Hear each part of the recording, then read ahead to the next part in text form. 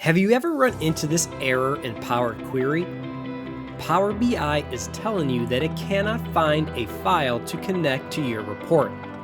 There is no need to panic. Your report isn't broken.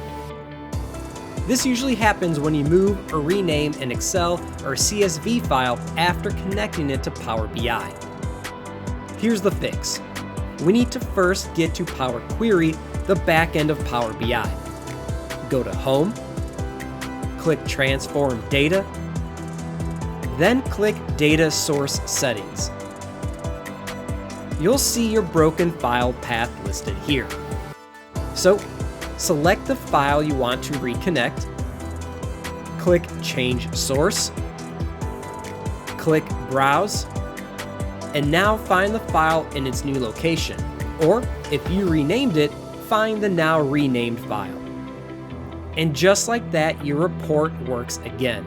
You don't need to delete the query and start over. You don't need to clean and transform your data all over again. Save this. You might need it someday, and it could save you a headache or two. And follow this channel for more simple Power BI tips.